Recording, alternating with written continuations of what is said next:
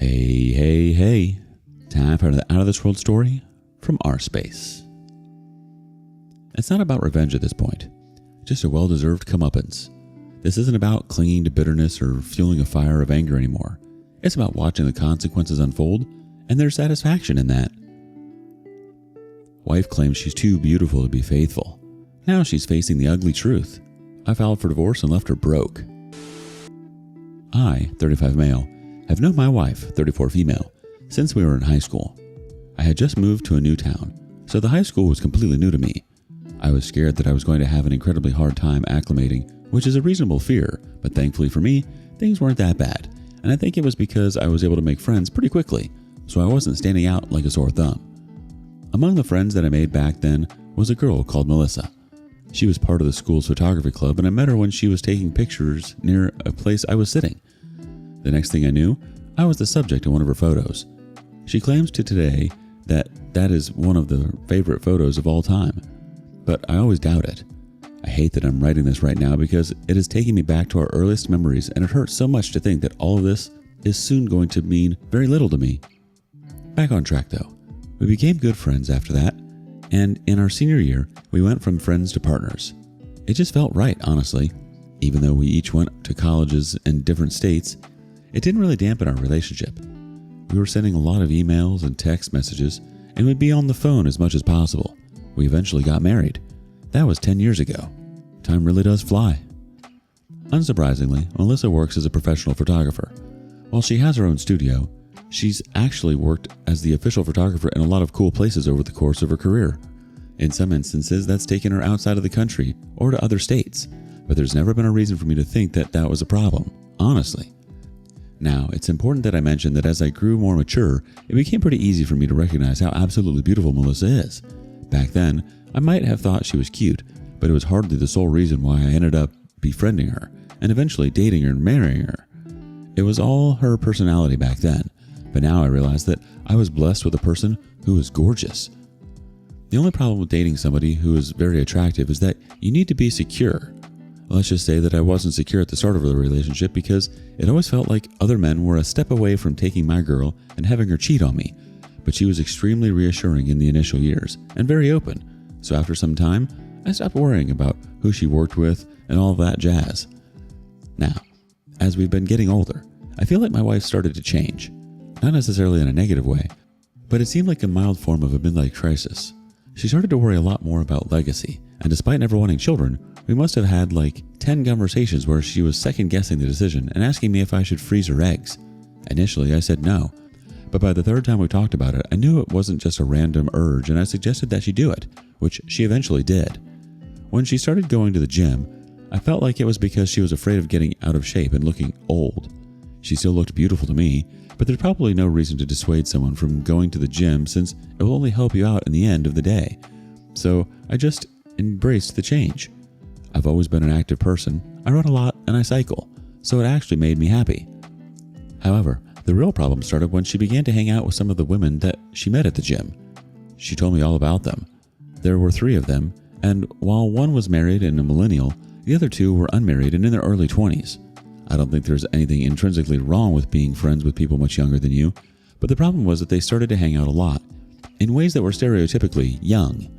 My wife, who normally liked to drink wine and read a book or watch a movie, was now talking about going bar hopping, hitting the club, and having all other kinds of girls' night outs. Initially, I didn't think it'd be a habit, so I encouraged the first and second occasions, even the third if I can recall correctly, but then I realized it was going to become an almost weekly thing, and I didn't like that. Truth be told, I think a married woman should only participate in some of those nighttime activities if she's going with her husband because there's very little good that can come out of it. And I'm not a wimp of any kind, so when I realized that those outings were going to become a very regular thing, I had to put my foot down and tell her to stop. As much as I trusted her, I was starting to worry about the kind of things those environments would be exposing her to and the influence it might eventually have on her. I didn't even know those gym girls that well, so I had no idea what kind of lifestyles they lived and whether that was going to have a negative impact on Melissa. Considering how much she had been embracing going out and hanging out, it obviously didn't go down well with her, and the whole thing devolved into a really messy argument. I'm not proud of it, but I told her she was going through a midlife crisis. She told me that I was a controlling, insecure a-hole. The summary is that It was one of those extremely messy arguments that happen in relationships, and it was obvious that she wasn't going to heed my words. She ended up going out that night, even though she previously told me that she wasn't going to. It was clearly done to spite me, or at least to get away from me. When she got back later than usual, she basically avoided me, took a shower, and then went to bed. By the time I entered the room, she was sleeping, and I couldn't get it out of my headspace once she was sleeping, because I really felt that something might have happened that night. If I know women, a lot of them are prone to making those horrible decisions when they're mad at you, as some sort of revenge. If she did do something that night, she probably felt like she got back at me. I just couldn't stop thinking, and I know I was acting really paranoid, but I decided to swipe her phone while she was sleeping. I had never done that before, but that moment seemed like the best time for me to take that risk. It was scary doing that, but oh, I'm so glad that I did. She chats mostly on Messenger, so that was the first place that I went to after unlocking her phone, and I saw a four-person group chat called Fit and Fierce.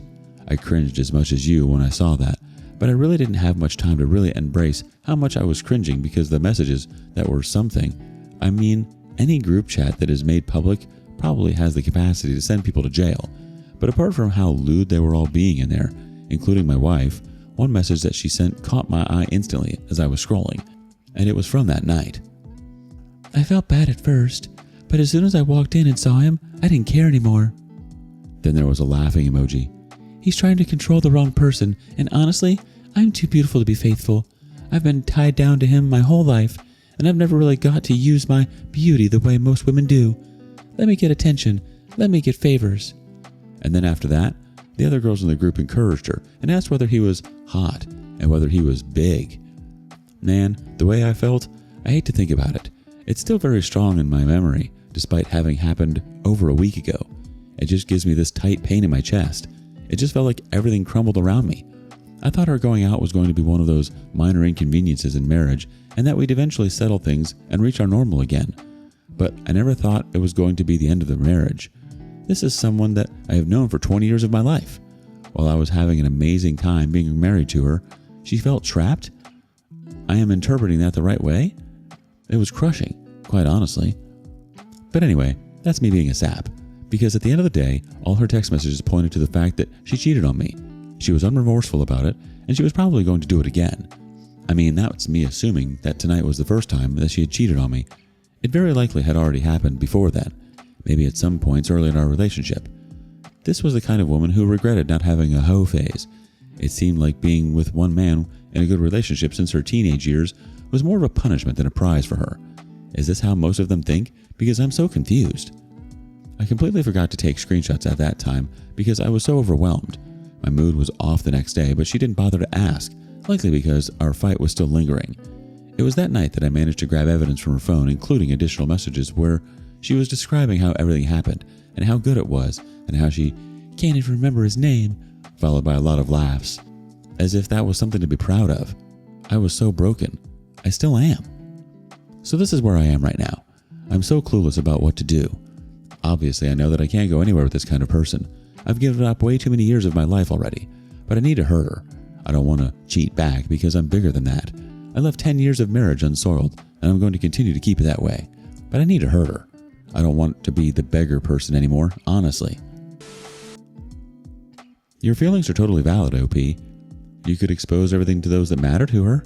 The betrayal doesn't just hurt you, it's a reflection of who she is. And sometimes, people need to see the truth. She has to face what she's done. Update 1. So, this should hopefully be a quick update, but the crap has hit the fan.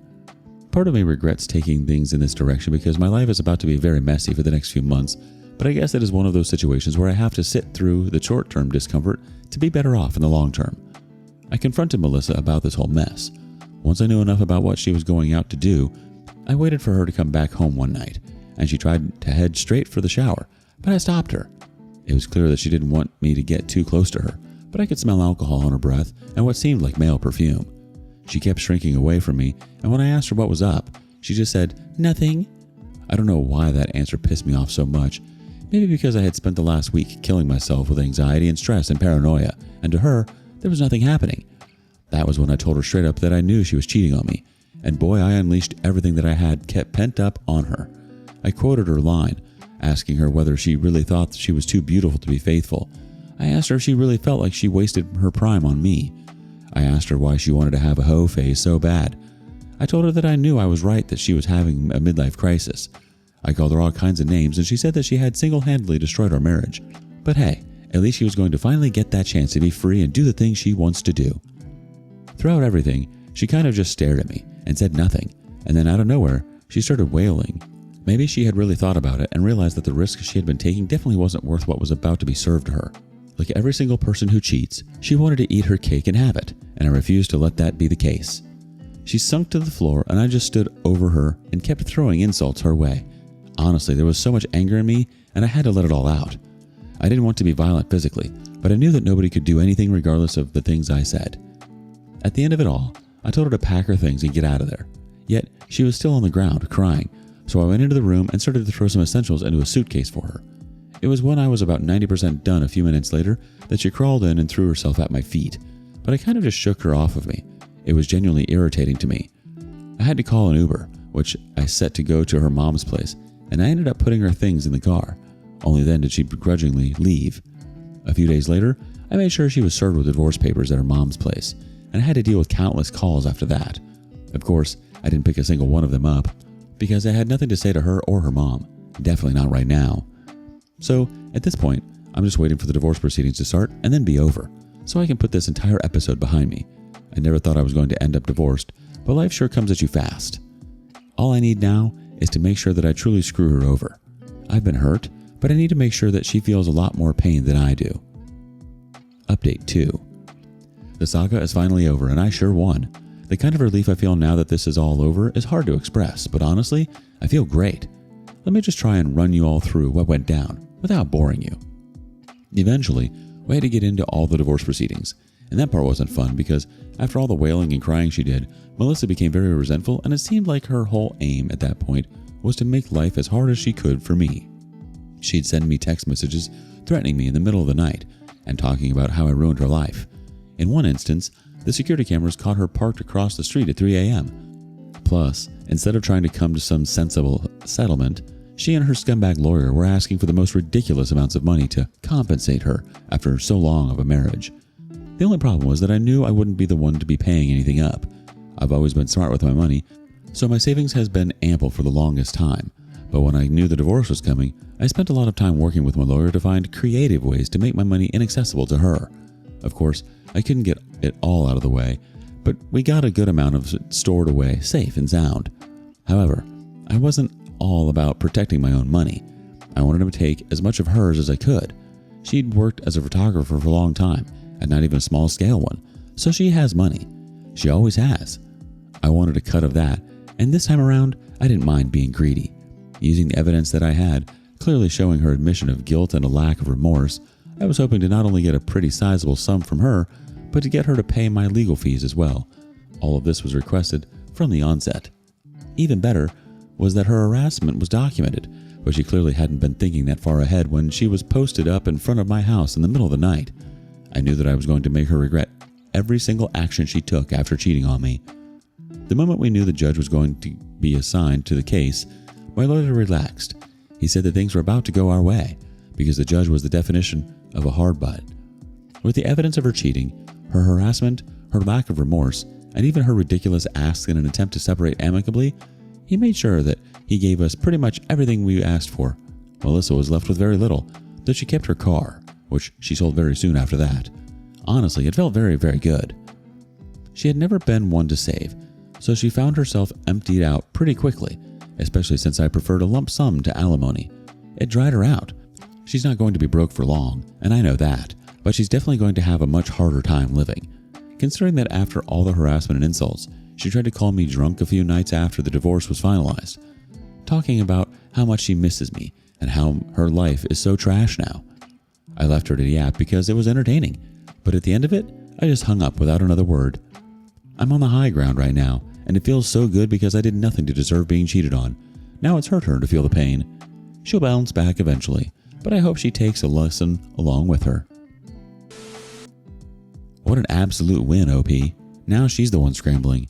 The fact that she tried calling you afterward and still couldn't get the reaction she wanted, it's kind of like she thought she could still hold on to the upper hand, but now the tables are completely turned. You gave her more than enough chances to come clean and to take responsibility.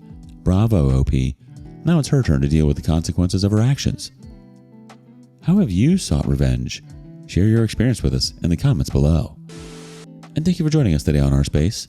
Be sure to like and subscribe and hit that notification bell so don't miss out on our next video. See you next time.